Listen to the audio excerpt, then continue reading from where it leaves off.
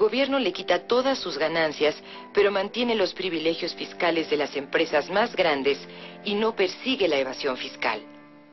En este país se evaden o se eluden impuestos por 527 mil millones de pesos. Estamos hablando que eso cubriría las necesidades de gasto en inversión en exploración y explotación por 4 o 5 años. Si se aprueba la reforma a la ley orgánica de Pemex, como pretenden el PAN y el PRI, se entregaría el principal recurso natural de nuestro país a manos de particulares. Esto, los mexicanos no lo podemos permitir. Por esta razón, el gobierno legítimo propuso constituir un Consejo para la Defensa y el Fortalecimiento del Patrimonio Nacional, que se instalará el próximo 18 de marzo en Salina Cruz, Oaxaca. La idea es constituir una organización horizontal, una red que nos ayude a esta defensa. Estamos convocando un foro el próximo 1 de marzo en las instalaciones del Sindicato Mexicano de Electricistas para trabajar en un plan de acción de defensa de los recursos energéticos, y a partir de ahí, junto con los diputados y senadores del Frente Amplio y Progresistas, vamos a trabajar para evitar la privatización del sector energético. Por otra parte, junto con cientos de organizaciones sociales, sindicales y ciudadanas, está convocando a movilizarse a todos los mexicanos para defender el petróleo. La patria no se vende, se defiende. En estos momentos de crisis económica y de aplicación de políticas que atentan contra el interés nacional, presentamos la opinión de Andrés Manuel López Obrador, presidente legítimo de México. Si se entrega Pemex a particulares, nacionales o extranjeros, es como firmar un acta de esclavitud para nosotros y para las nuevas generaciones. Así de grave es el asunto. De cada peso del presupuesto nacional, Pemex aporta 40 centavos. Entonces, ¿qué pasaría si se privatiza Pemex y no se obtienen esos ingresos? ¿Cómo vamos a financiar la educación pública? ¿Cómo vamos a financiar la salud? ¿Cómo vamos a procurar el desarrollo del país? Entonces, es realmente una desgracia, sería un acto de alta traición a la patria el privatizar Pemex.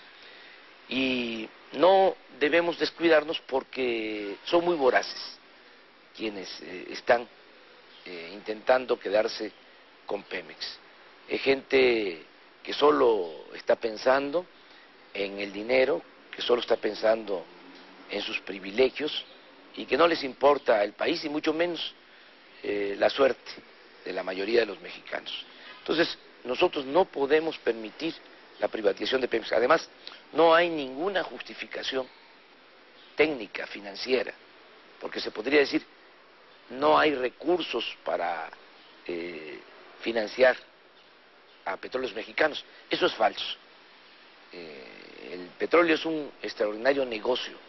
Además, se vivieron muchos años, todavía hasta ahora, de precios altos en el petróleo.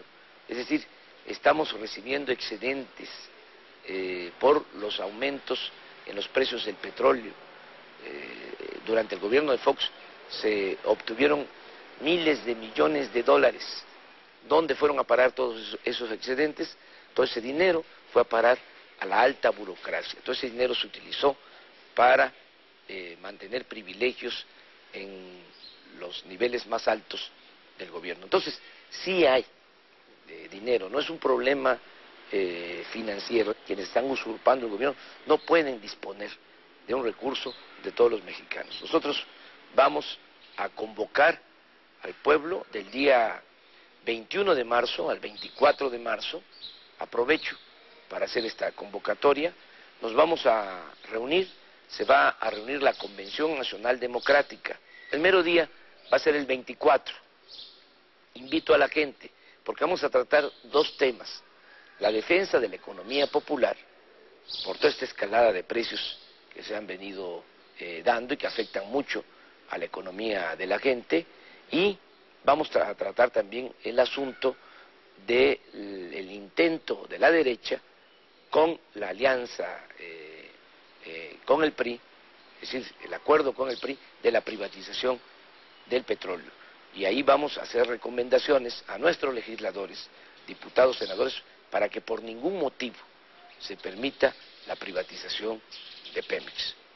En esta emisión de La Verdad Sea Dicha nace la sección Contexto, un espacio para clarificar la actualidad de la política nacional.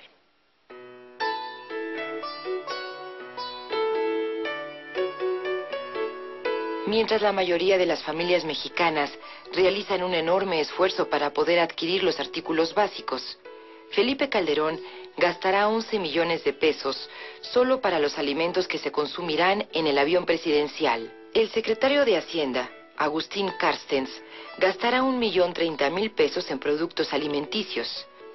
Cada cual, según su necesidad, es el lema de este gobierno. Si no, veamos los siguientes ejemplos. Un obrero que gana el salario mínimo tiene que trabajar 20 días para adquirir solo 42 productos de la canasta básica, sin tomar en cuenta gastos de transporte, vestido, salud, artículos del hogar. En cambio, Calderón los puede adquirir en solo 65 segundos de descanso.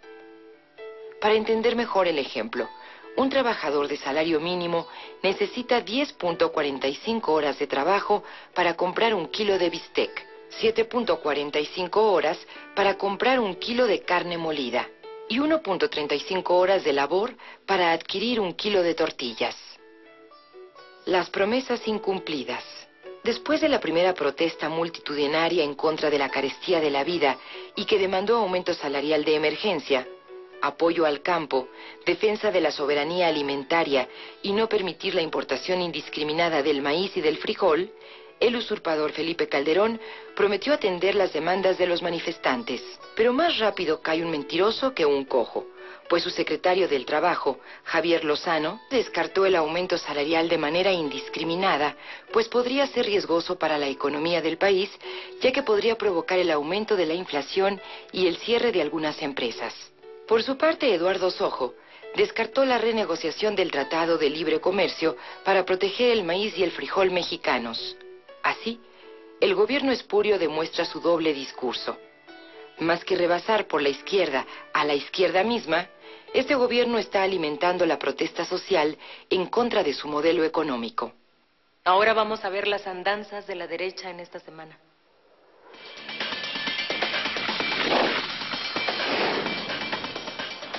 El jefe de la pandilla de Los Pinos selló su santa alianza con la maestra Elba Ester Gordillo. De esta manera, el espurio está pagando las facturas que le debe a la cacique sindical por haber contribuido en el fraude electoral que le sirvió para imponerse. El secretario de Gobernación se deshizo en elogios para la ahora prócer de la educación, que además recibió dinero de Agustín Carstens y concesiones de Josefina Vázquez Mota, titular de la SEP. Ahora vamos a la sección crítica y divertida de nuestro programa. Hoy da inicio la serie Primero los Pobres, un humilde y sentido homenaje a Pedro Infante.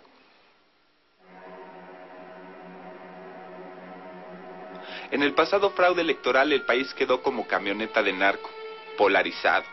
Los ricos son cada vez menos y más ricos. Los pobres cada vez somos más y más pobres. Desde que se aplica el neoliberalismo en nuestro país, la desigualdad se ha profundizado. Los pobres sabrán perdonar el atrevimiento y los ricos no verán nuestro programa. Así que vaya este como un homenaje por los 50 años del fallecimiento del gran Pedro Infante.